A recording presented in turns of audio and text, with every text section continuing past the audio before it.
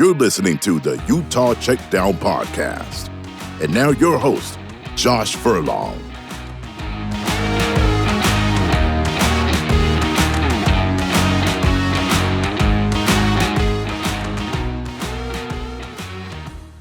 Welcome back to another edition of the Utah Checkdown Podcast. I am Josh Furlong.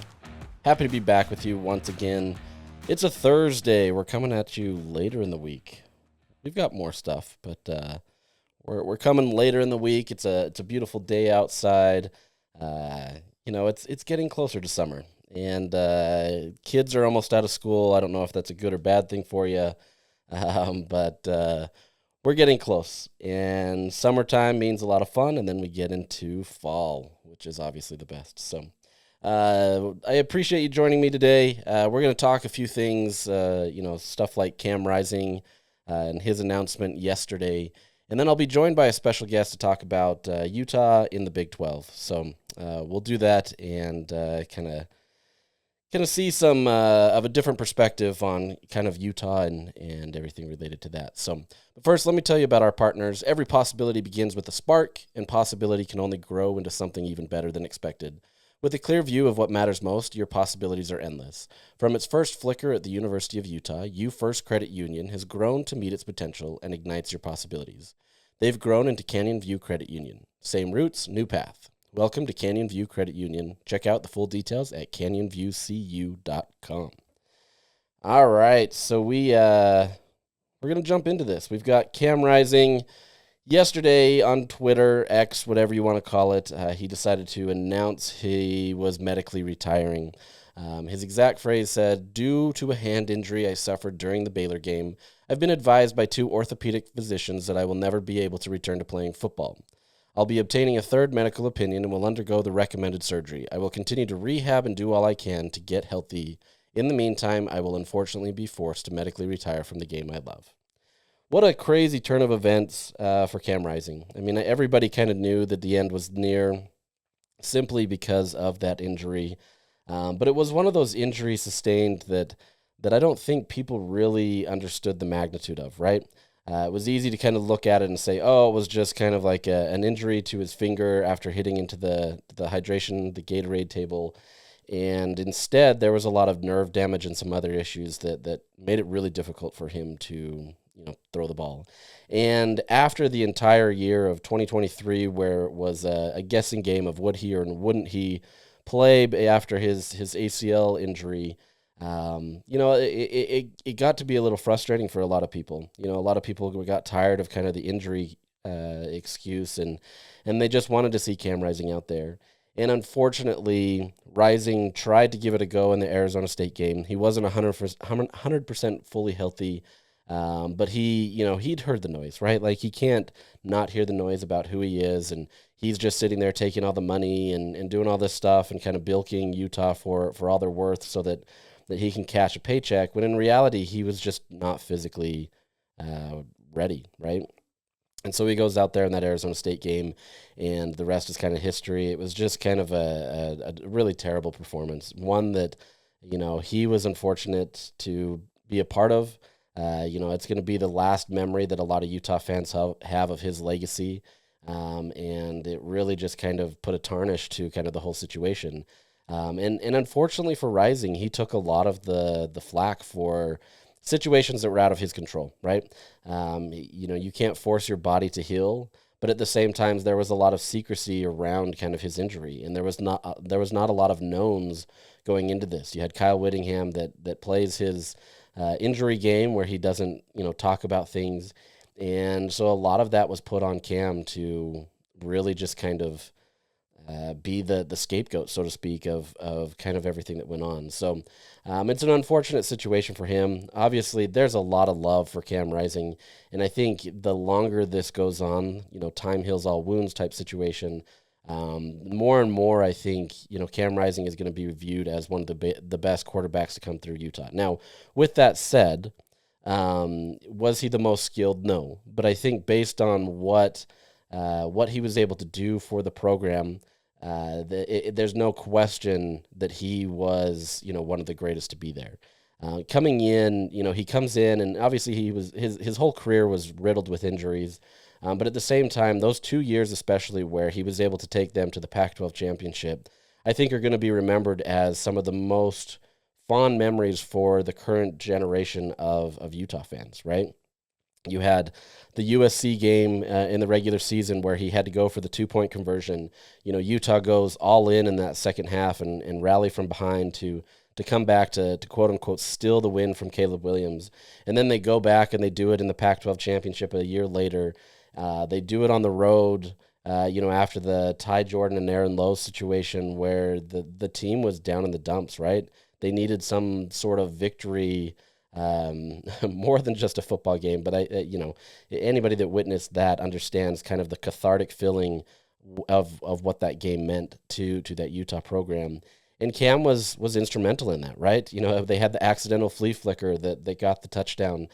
There was a lot of important moments in Utah history that were in the Cam Rising era. And you get that Ohio State Rose Bowl game, which I was talking to someone the other day who was just reminiscing about that game, just saying like there's so many things about that game that they still remember, right? And a lot of that reason is because of Cam Rising. Look, there's other players, right? You had Britton Covey's touch or kickoff returns. You had Devin Lloyd. You had all these other players that were involved in these types of things. Clark Phillips, the third. There's a lot of athletes that made up these rosters that helped, but a lot of it was a result of Cam Rising, right? He brought a kind of swagger to the program that was needed, right? And there was a lot of juice, quote unquote juice, that came because of his kind of mindset and bringing and rallying the guys around in the program, that even when they had teammates that had died and they had terrible situations on the field or whatever that may be, he was always kind of the stable force and rallied the troops and got them there. And I think that's why specifically last year there was so much hope that he could bring Utah back, right? That they could go into the Big 12 and suddenly run the table because of the undying faith that Cam Rising was this, folk hero, so to speak. The Bad Moon Rising, the music played on the PA system and everybody freaks out because of how excited they were. So it's unfortunate though that, a little part of the game where, something where he could have thrown away the ball, he couldn't have been pushed out of bounds. There's a lot of things that could have taken place, but the ultimate competitor wanting to make the play decided to keep going with it and ended up ending his career. And so it's unfortunate. It's unfortunate to be able to see that for him. You never want to see injuries derail a player's ability, but at the same time, it's part of life, right? And fortunately, he was able to collect a good amount in NIL, and I know that frustrates some people, but I think just based on what he did for the University of Utah, I think the money was more than justified, and I think people would be happy about that. As part of that, he has accepted an offensive coordinator position at his high school, Newberry Park High School. So you're going to see, you're not going to personally see unless you go watch him, but you're going to see him in the coaching ranks, right? You're going to see him kind of testing his hand there. One of the things that separated him, especially since he didn't have the skill set that some other guys did, is that he was just a brilliant mind, right? As much as Andy Ludwig had his Bible of offensive plays and things that were complicated, Cam Rising learned it all, right? And he learned how to work with Andy Ludwig. And the two of them had this kind of symbiotic relationship where they understood each other at a level that many couldn't. And so the fact that you could get the two of them working together and be a quote-unquote nerd of the game really changed. So really curious to see kind of the career arc for Cam Rising. I know a lot of Utah fans would love to see him come back to Utah, maybe be in a coaching role somewhere down the line. But I think it's going to be some time, right? I think there's going to be some things that need to heal before that happens. So that's the end of the Cam Rising era. I know it's tough. I know Utah fans, you're moving on to Devin Dampier and everything. And so, it's not too long of a wait. But it's putting to rest an era that I think a lot of Utah fans really relied upon and enjoyed, and there's a lot of core memories that were built during that time. So, but we're gonna move into our special guest here, and we'll get into it. So with that, let's jump into it. All right, joining me right now is a special guest. His name is John Kurtz. You may have seen him on YouTube. You may have seen him on Twitter. You may even subscribe to his newsletter called Open for Business. He's everywhere. He's ready to talk the Big 12. He's ready to talk college football in general. Did I miss anything, John? No, you nailed it. I appreciate that. That was a nice intro. Yeah. Well, that's awesome. First off, I guess I should say, how are you doing? How's the off season treating you? It's been good. It is, as we were just discussing, it's lively, wild these days. Everything that you wind up covering and trying to follow what's going on with the House settlement and, where the future of the sport is going. It's not so much, I guess for once, not so much conference realignment necessarily this summer, which is a nice reprieve from that. But now everybody's talking about 2030 and what's going on. So no real off season for most of us, but it's been good. That's also, I guess, for those of us in the content game, it's a double-edged sword because it also gives us plenty of stuff to talk about all the time. For you, what's that life like? Because your whole role is to be online, right? Like your whole job is to be either on YouTube or making sure that people are informed of different things within college football. What's that life like for you, and kind of what does the day-to-day look like? It's interesting because I do work a day job, a marketing job. So I used to, for those that I guess aren't totally familiar with my background, I covered K-State full time for 10 years. 2011 to 2021.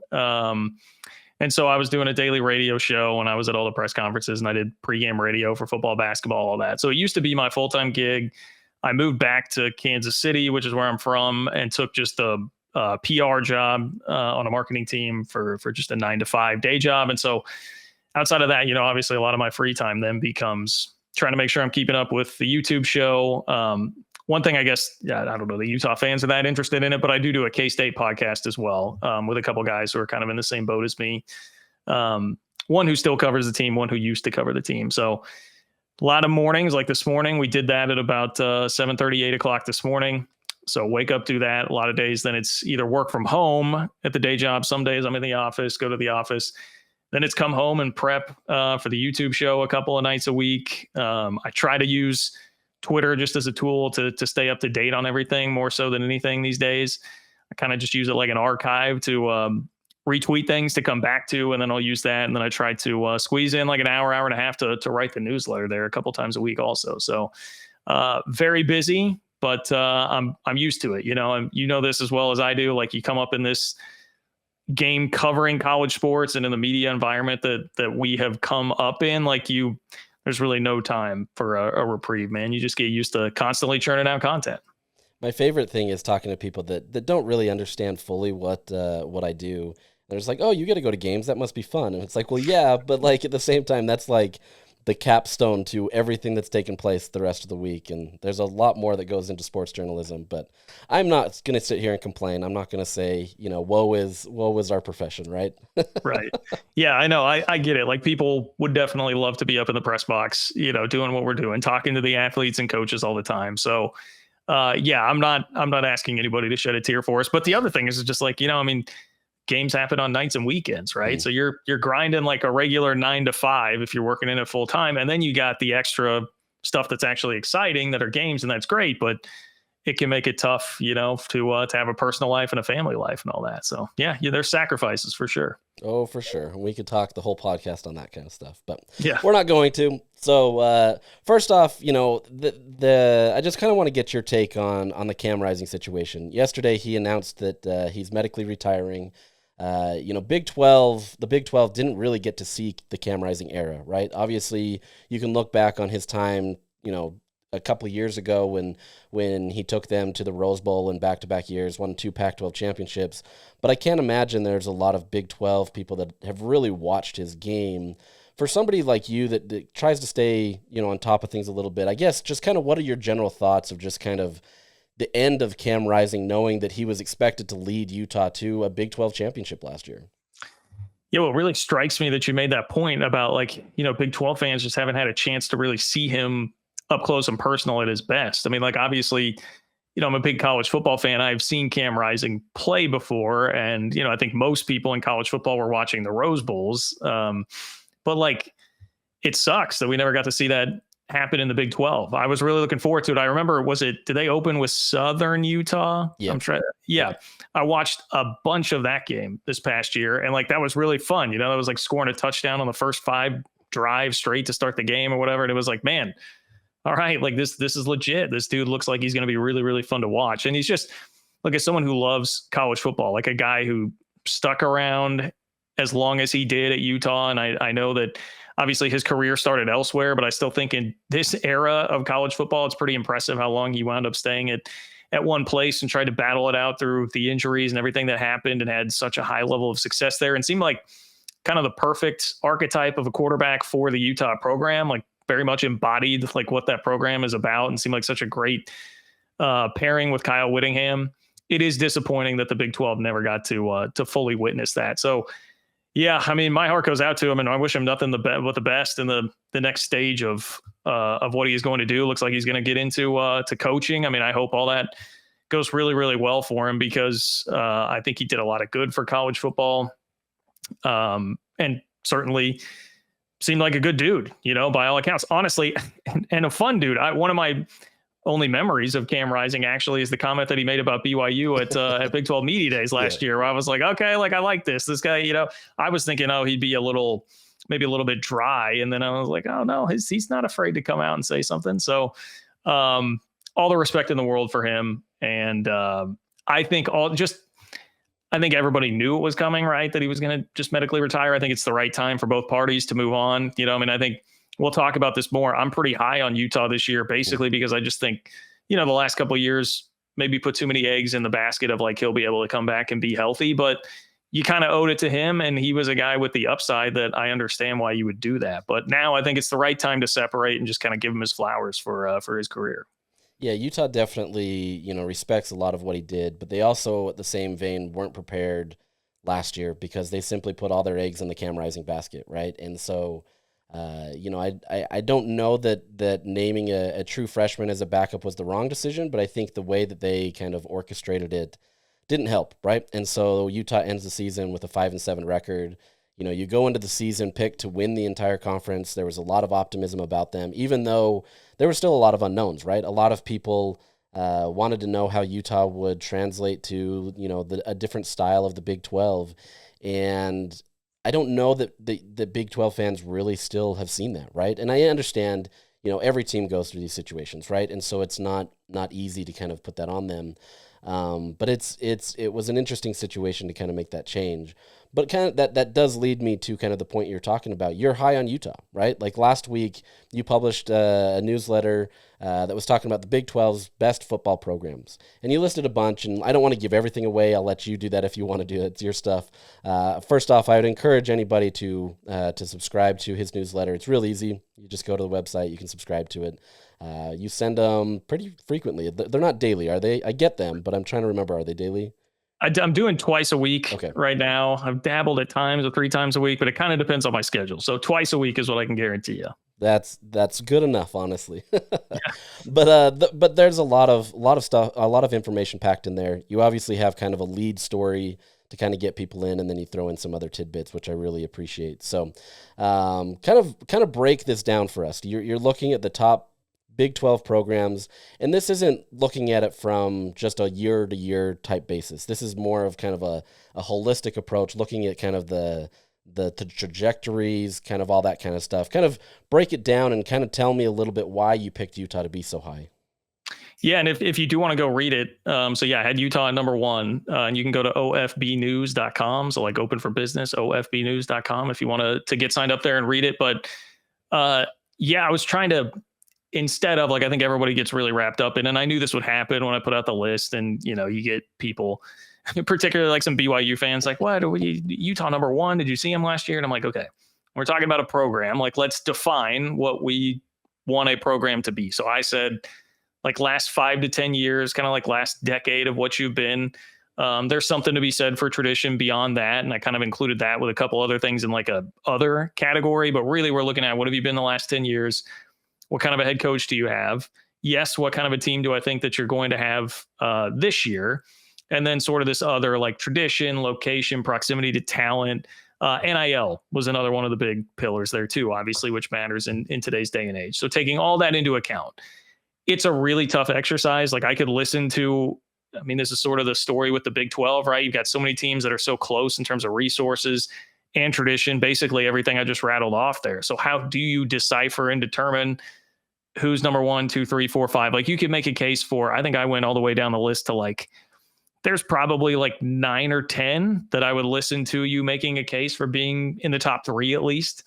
But for me with Utah, it came down to like, okay, last 10 years, nobody else in the league has 2 Power 5/4 conference championships.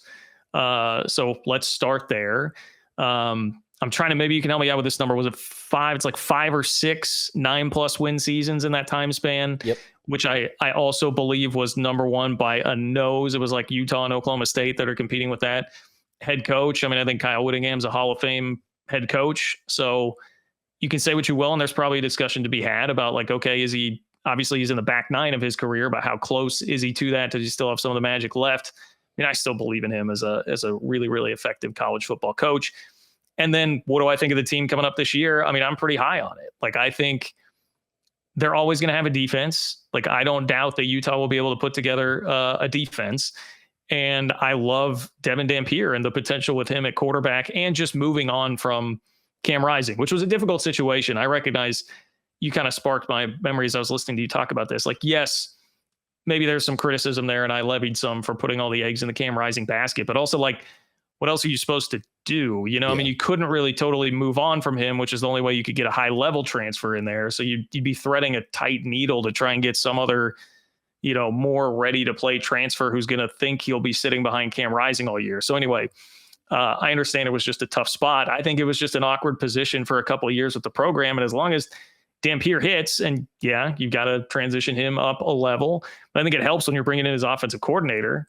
And obviously they've done a good job, I think, supplementing with some good running back help through the transfer portal as well. Like, I just like a lot of what I see out of that team next year. They're going to be able to play the kind of nobody respects us card. Like, people have sort of forgotten about Utah a little bit. I was looking at some preseason top 20 or post-spring top 25s this week. And like, man, yeah, there's just not a lot of buzz or love there for Utah because there are so many other teams that had good off seasons and had good seasons last year. But we saw Arizona State go from worst to first, right? I mean, we know that it's pretty easy to do that in the Big 12. So I believe in all of those factors with Utah, and by a nose, I gave them number 1.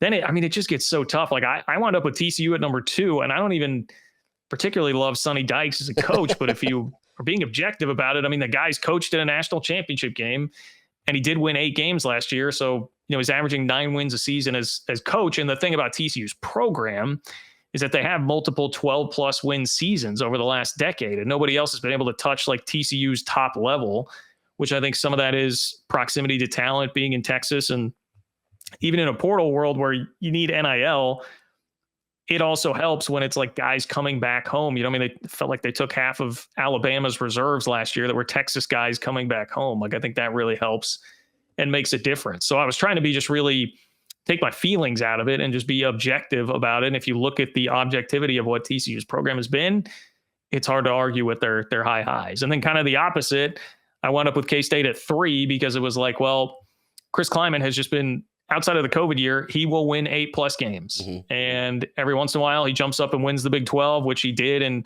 2022. I think their team should be pretty good this year. They need Avery Johnson to take a step forward, but they did a good job in the portal.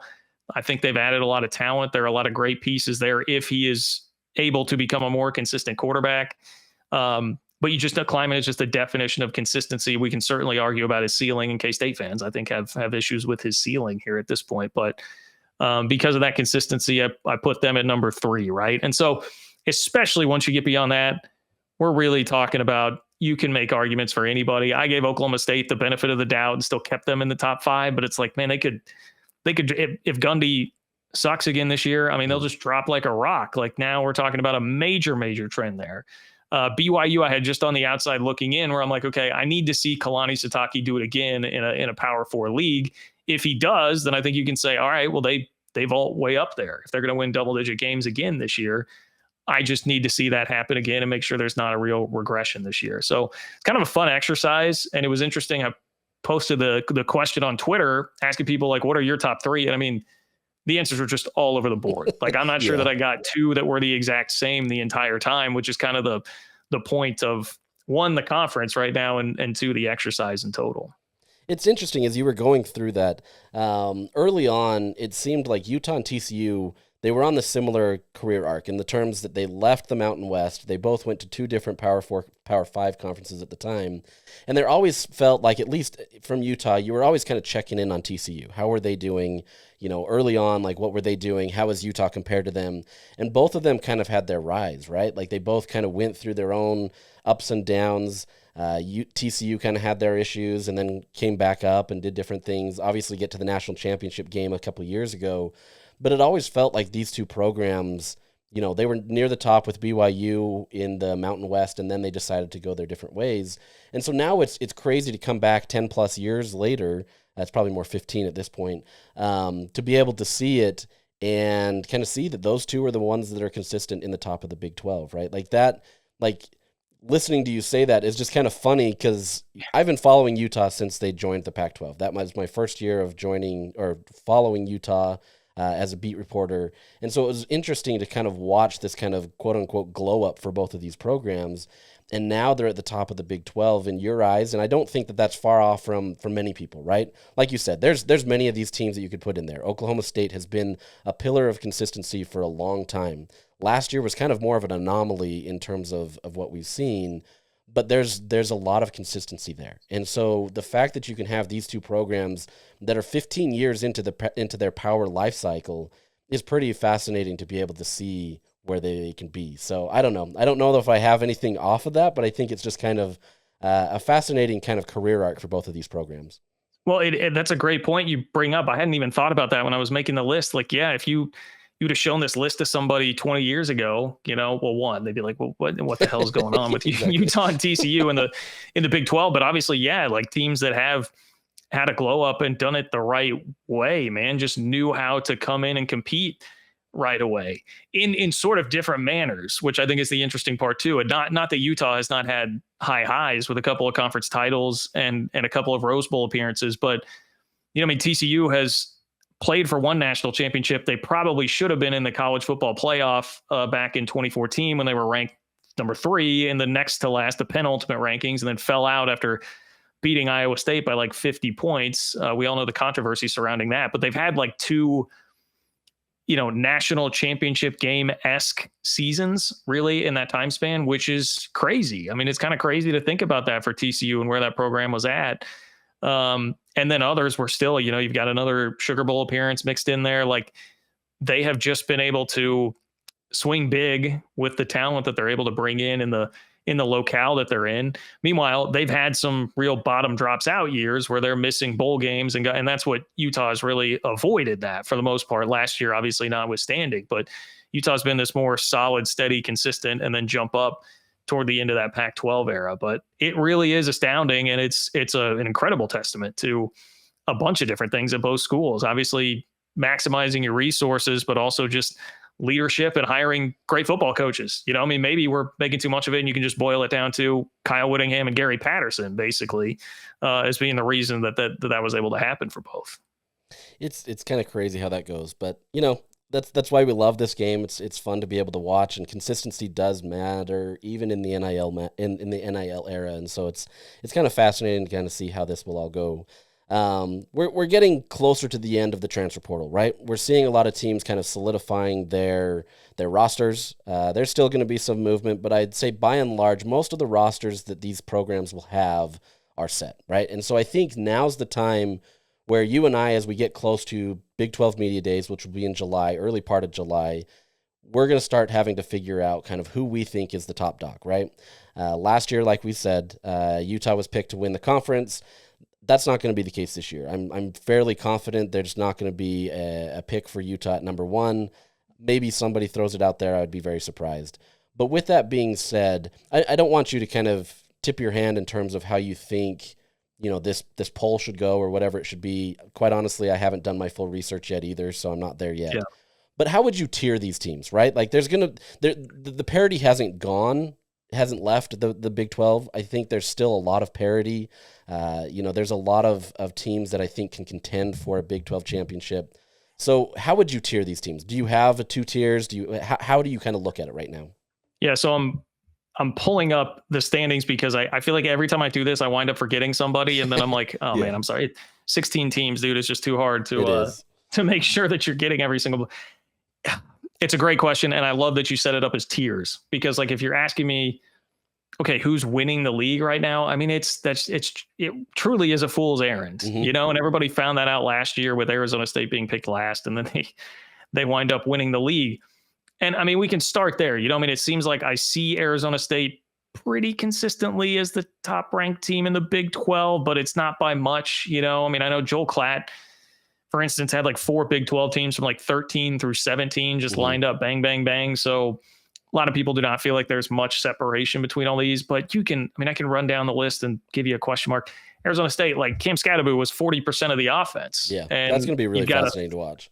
Yeah, you got a 34-year-old head coach who's dealing with expectations for the first time now. So, as much as I love Kenny Dillingham, I think he is somebody that's a potential star, and clearly Sam Leavitt's a great quarterback, and Jordan Tyson, by the way, man, insane receiver. But I don't know. There's some question marks there with that. Iowa State, if you just go at the top of the standings last year, Iowa State played for a Big 12 title, but man, they had 2 top 3 round NFL wide receivers on that roster that they just lost. And I think Rocco Becht is good, but like those receivers were excellent. I mean, as good as it gets really at the college level. BYU does some of the, I'm not going to call it like luck, but like they got some breaks perhaps in like close games last year. Oklahoma State game obviously comes to mind. Does that regress a little bit? And is Jake Retzloff a good enough quarterback to keep you in like the top tier? I think Colorado's bound for a drop off. I would put it like this. I think your top tier, I would for sure include Arizona State. I would probably include K-State. I really like Baylor. I'm pretty high on Sawyer Robertson and what that offense is bringing to the table. So I'm going to include somewhat reluctantly Baylor in that top tier. I will give Matt Campbell and Iowa State, just because they have the quarterback back, the nod in the top tier. I do think BYU is bound for a little bit of regression. So as I start to build the next tier, I'm looking at like BYU, TCU, who I think, they deserve to at least be in the conversation. They were a little bit forgotten about, kind of a forgotten team last year. There wasn't a lot of talk about them throughout the year, probably because of how they started, and that loss to SMU sort of buried them in the conversation. But yeah, tier 2, let's see, TCU, Texas Tech, BYU. It's kind of like a second tier for me. And see, look at this. I've forgotten Utah. Utah's in tier 1 for me. I'm not seeing them because they're down at the bottom of the standing. Sorry, Utes. Utah's tier 1. Tier 2, I'm going like Texas Tech, TCU, BYU. Is there anybody else I want to slip into that? I don't trust Oklahoma State to put them there. I think that's kind of how I would tier the top of the league right now. And I'm sure, someone will be mad at me for that, but they're big tiers too. Like I'm including so many teams here. It's just so hard to sort through. I don't even know really what to expect from the preseason poll. I guess I would imagine Arizona State is going to be number 1, but beyond that, I don't really know how like your 2 through 8 is going to shake out. And I think, we went into last year thinking there was going to be a lot of parity, but I think Utah was still kind of at the top, right? Like everybody was kind of like, well, they probably have the best chance. This year, in my opinion, I feel like it really is much more of a question mark, right? Like I feel like there's so much that could go there. And I think the big question there is because of how Arizona State rose, right? You had a team that was picked last in the conference. Yeah, maybe they had luck on their side. I don't think they were as lucky as, let's say, like a BYU, but they did have players that delivered, right? Like you mentioned Cam Scadaboo, you had Sam Leavitt, you had all these players that were able to do a lot, and it just kind of you snowball, right? And I think that's the thing with college football is once you start having early success or things start clicking, if you can continue that momentum, it's really hard to stop some of these teams. And unfortunately, Baylor didn't start off the right way. They ended the season phenomenal, right? They ended it really well. You had some of those teams. You have Texas Tech that's infusing as much cash as anybody in the country into a program. But like, does that make them a winning program? I don't know. To me, I'm really curious to see if Arizona State was an anomaly or if it was just a combination of Kenny Dillingham being a phenomenal coach. You got the right combination of different things, and it just kind of worked their way where the schedule kind of worked out, all that kind of stuff. Or do we continue to see something like, who is the Arizona State this year? Could you even predict an Arizona State this year, do you think?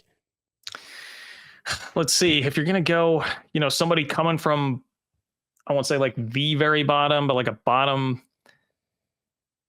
Honestly, the first one that sticks out when I'm looking at the bottom half of the standings, I don't know if this is totally fair because they are a team that's had some higher expectations the last few years, but perhaps Kansas, Jalen Daniels, there was a real struggle with him at the beginning of the year. I think getting in sync with a new offensive coordinator after they lost Andy Kotelnicki to Penn State. I could see Jalen Daniels being a little bit more comfortable and coming off the injury, I think is the other thing. He was obviously had such an injury-riddled season in 23 that he brings enough high-level upside, and he's got a great coach. I don't think anybody's doubting that Lance Leipold is a great coach. So you give me that combination, I could definitely see Kansas being a surprise. I guess you'd say Oklahoma State just because of Gundy, and I mean that might be the literal, like they will probably be one of the bottom 2 or 3 teams picked in the preseason poll, and Gundy has been such a winner, and it seems like every time you count him out, he's got one more trick left up his sleeve. The only problem there is I just don't know that I believe in their quarterback situation enough to really trust that they'll be consistently winning enough. It seems like Gundy's evolved a bit on NIL and in the portal, and they've upped their game just with some of the guys they've been mentioned with as far as that goes. So maybe I would float that one out there. But other than that, I mean, I don't, West Virginia, I was just listening to Rich Rod on Josh Pate's podcast the other day talk about how they're going to literally wind up with 70 new players this year, 70, That's like so 70. So like, I don't know. UCF is really in the same boat with Scott Frost, and I'm like, Scott Frost, I don't know. Houston, I do really like Willie Fritz. I don't think they're ready for that, but they could be a team that really charges up and makes a run. So, but I would have sat here if you would have asked me this question 365 days ago. I would have looked at it and been like, I don't know, Arizona State. Like, what? Why would I? I mean, it was just insane what they were able to do. So, those are a couple teams I might float out that'll probably be picked in the bottom half of the standings that I think could make a charge up. I think you're right on it, and I would probably be pretty similar to what you have. So, coming into the Big 12 last year. Utah, I think Big 12 fans were kind of frustrated with Utah. They came in, thumping their chest, some louder than others. I think generally speaking, Utah fans weren't necessarily collectively that. But you had a large portion of the fan base that just came in thinking that they were going to roll through the Big 12. They were going to continue their winning ways. And, look, maybe if Cam Rising didn't get hurt, maybe that was the case. So it's not fully fair to be able to kind of understand what that could have been. But I think you've seen much more of a mature tone coming in this year, and I think as part of that, there's been an evolution in terms of how the Big 12 fans have viewed Utah. Right? It's been funny with kind of the quote unquote tampering stuff that BYU's been linked to with whether it be Baylor, Oklahoma State, or Utah. There's been kind of a turning of the tide with some of these fans. They're turning toward Utah and being like, "We're sorry that we hated you so much," right? But I guess my real question here is, from your perspective, where do you see Utah in the Big 12 now? Like, what is kind of the perception of the Big 12 now a year later, knowing that they came in expecting to kind of be the top dog? Yeah, it's such a complicated relationship and such a fascinating one. And you're right. I mean, it got off on the wrong foot, and I won't deny that. Like, yeah, I mean, I mix it up less on Twitter these days than I did when that was really happening a couple of years ago. But I won't deny that I was certainly a part of that, getting frustrated with some of what I was seeing online from a select few Utah fans. But I've had enough back and forth now with some Utah fans who have kind of been like, hey, look, it was a vocal minority of the fans that were out there acting the way that they were on social media. And that's how it happens on social media. And I was certainly guilty of it at the time, of probably buying too much into those who were the loudest out there doing it. So I think the problem is it started before Utah was even in the league, right? Yeah. I mean, we're talking about that year-long battle that was so contentious, and it wasn't just Utah fans, by the way. The whole Pac-12 versus Big 12 thing was really contentious for like a year, because and it makes sense. It's an existential threat for everybody, and this thing that we love. And it's really an unfair position that the whole poorly governed NCAA ecosystem over the last 20 or 30 years put the prospective fan bases in to be at each other's throats. You know, I mean, it really kind of feels like sometimes like, you know, it's just the rich ruling class wanting everybody else in the lower, you know, poor class, like at each other's throats and arguing with them instead of looking upward and being like, hey, you guys are the ones that are actually screwing everybody. It's a nice distraction to have them fighting with everybody. So I think that's definitely a part of it. But yeah, I think it probably honestly helped the relationship in some ways that Utah did get humbled, albeit by injury in large part, but that Utah got humbled last year because now it feels like maybe everyone is starting a little bit back at square one now. Like, okay, truck stop conference, all the stuff that was being said for a while there, the back-to-back Rose Bowls. Well, now it's been one really humbling year. And before that, a somewhat frustrating year for Utah where they've been brought back down to earth a bit and everybody can take a deep breath. And, you know, the other thing that Utah was dealing with was that BYU came in and really won the affection of a lot of Big 12 fans, media, et cetera. And that I think is for a number of reasons. I mean, they had the complete opposite attitude of it. So you have the Big 12, which is this league that I could speak to the perspective of the Big 12, like this league that was left for dead, that had been left for dead once. You know, I was interning at a radio station in Kansas City back in 2010 when like Nebraska and Mizzou and that whole wave, all those teams left. And, you know, there a lot of time there where we thought everybody was headed to the Big East. You know, I mean, you had been trampled on once, then it happens again. People are writing articles about how your TV deal for the Hateful Eight is only going to be worth like $8 million per school per year in July of 2021. Like, so everybody just took up arms like, hey man, no one's going to fight for us. Like we're just a wounded animal. We got to fight here if we're going to stay alive. So that was already like the attitude. And then you had Utah fans coming in, the loud ones, making overtures about, you know, the truck stop conference and this conference sucks and it's not. So everyone was already revved up, right? Because of what had happened before. So naturally there was going to be a lot of tension there. And then here comes BYU, who's like, man, we're really happy to be here. Like we're stoked. This is great. We love being in a conference. We are excited for this. And that really created a kinship. And it was going on like at the same time that people are looking at Utah fans, the rival of BYU, being ungrateful about being in the league. And so it was like this perfect boiling pot of like, here's how you get a rivalry naturally between Utah fans and the rest of the Big 12. But it does feel to me like a lot of that has settled down. And if we're being honest, like you saw the rankings that I just did of football programs in the league, the Big 12 needs as much cachet as it can get on a national scene. It would be better for the Big 12 if Utah has success. Like Utah going 5-7 every year is not going to be a good thing for the conference because people know and respect the Utah football brand and know and respect Kyle Whittingham. And that's kind of like a trusted, like Utah, for instance, I think would have a much better opportunity to get in the at-large discussion than like BYU did last year when they probably should have been more in the at-large discussion because Utah has more of a college football brand built up in the last decade.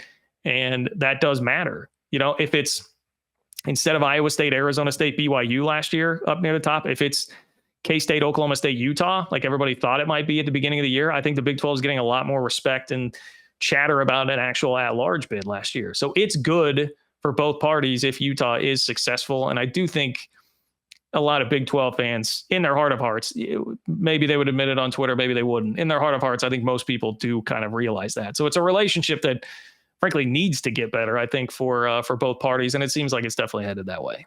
You know, it's interesting that you brought that up because I think, you know, you look at this and everybody wants to say, oh, the Big 12 has a lot of parity. And I think, you know, looking at that in relation to the NFL, that's a phenomenal thing, right? The one of the best things about the NFL is that there is parity. However, in college football, it's the absolute opposite. Utah experienced this in the Pac-12 in the sense that people were frustrated when there was parity because the Pac-12 kept getting overlooked. People weren't thinking that it was a good conference.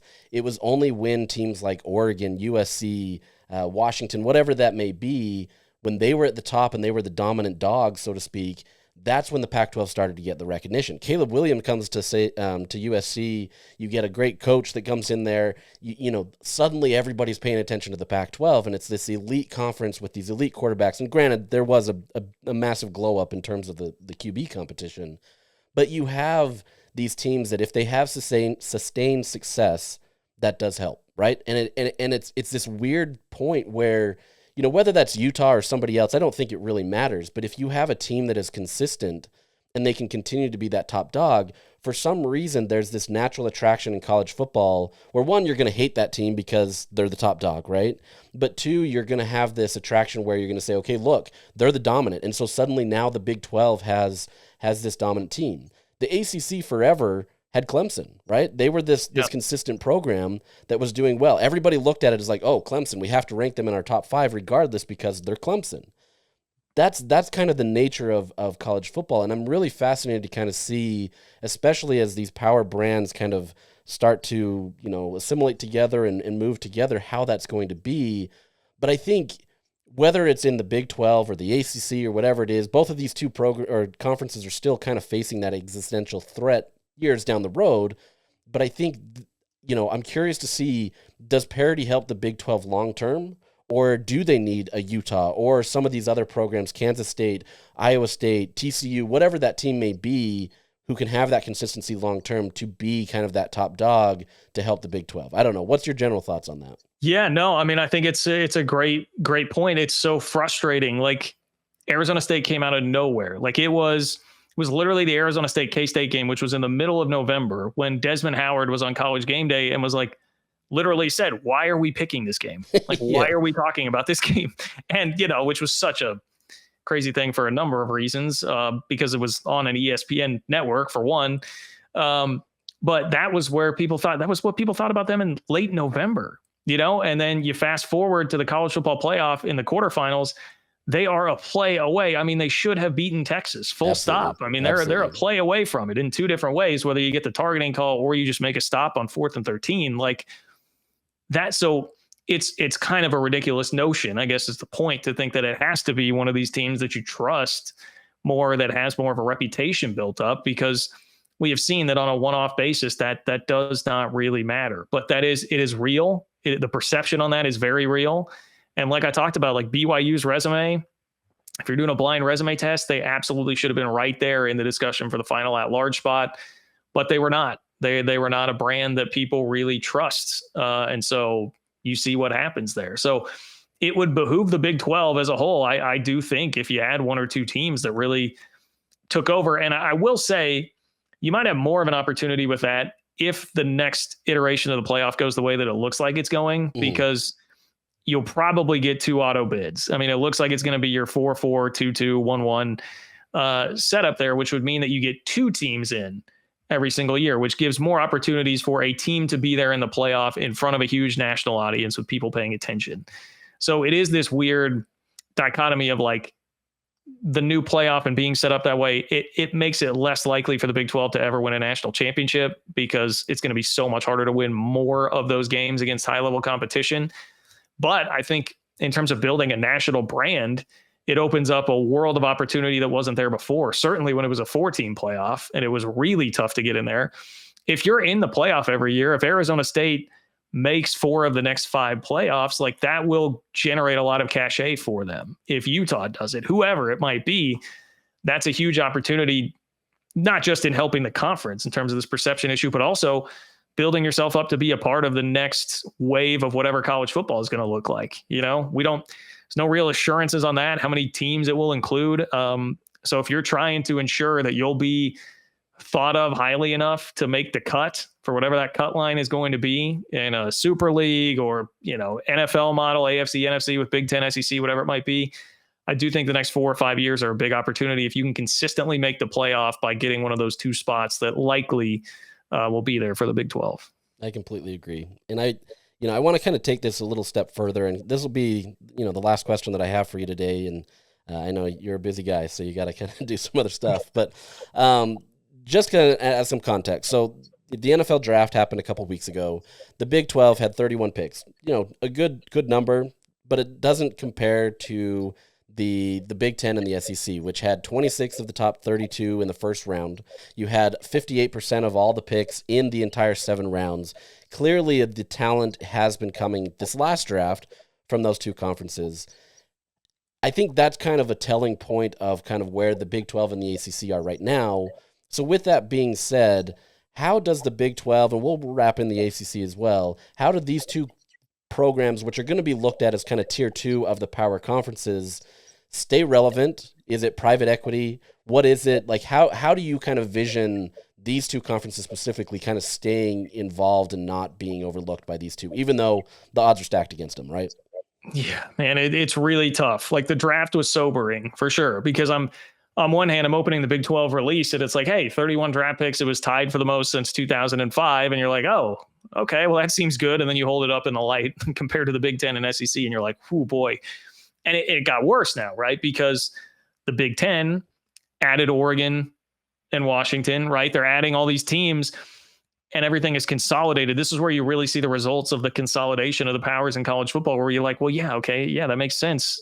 They have literally like every major program, sans, I guess, Clemson. We'll see what they still are with Dabo these days, but you have basically condensed every one of these programs that's churning out tons and tons of draft picks every single year into those two leagues. So the numbers are just going to look worse and worse, even more so than they were before. And that's going to become a really damning thing. Like, I'll bring up Josh Pate again, because I do think he's one of the most widely listened to and respected voices in college football right now. But he opened his show after that saying, hey, like, let's call a spade a spade. Like, they're playing two different sports. The SEC and Big 10 are playing a different sport than the Big 12 and the ACC, which, again, I would turn him back to Arizona State, Texas to nudge him a little bit. Like, hey, I don't know that that's totally true, but his point is, on a week in, week out basis, there's just so much more talent in those conferences. And it's hard to deny when you see those draft numbers the way that they are. So I think Texas Tech is a really fascinating case study in that. Like, they basically took the approach of like, we've got an opportunity at least for one more year to be in a free for all, pay for play environment. We're going to throw 40 million at this roster. And that's what they were in, the 40 million club, according to the CBS Sports article. We're going to throw 40 million at this roster. We're going to buy the best portal class in America and see where it takes us. And so, can that be a path? I'm sure Texas Tech will have a bunch of guys drafted because of the portal class that they took together. Will going out and just buying that talent be enough to make a discernible difference in getting them in the playoff, or being able to make some noise in the playoff? I'm much more, as you saw, I put them in tier 2. I'm still a little more in believe it when I see it mode with Texas Tech, but you can't argue with the talent that they've infused there. The problem is, not everybody in the Big 12 has Cody Campbell, a multi-billionaire booster that can do that. So on the private equity front, that's obviously where a lot of that comes in. And now I'll get into sort of a different conversation, but obviously related, is Jamie Pollard, the athletic director at Iowa State, spoke recently on a YouTube interview where he was talking about like, hey, look, like, we don't have $20 million to do this revenue sharing thing. It's going to either have to come, I think he said they have reserves enough to do it for a year or two, but he's like, it's eventually will have to come from subsidies from the university, or like a student fee. Like Virginia Tech just raised a student fee to pay for some of that. But we don't really have that money. And he didn't say private equity, but my next step to that is, well, that's where private equity and private capital comes in, because Jamie Pollard said our choice is we either pay that $20 million or we're Northern Iowa. And so that's the choice staring down a lot of Big 12 schools here, is like, you got to find some creative way to do that, which I know nobody likes private equity and private capital, and it's not ideal, but your choices are become Northern Iowa or take the risk getting in bed with private capital or private equity. Like, that's kind of the reality facing everybody now. It will be very interesting as far as like how talent is dispersed and how recruiting goes once we're in this official revenue sharing era and the House settlement gets passed.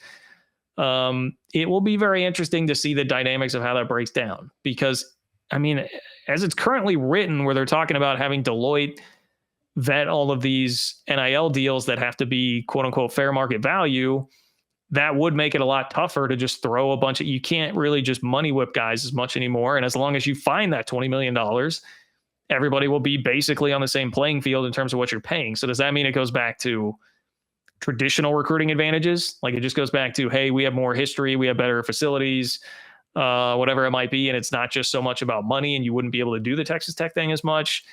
Or I know a lot of people fear it turns back into, bags of cash, underhanded, that no one's finding out about, and more of like a, cheating sort of, and what everybody thought the SEC was doing for a couple of decades there.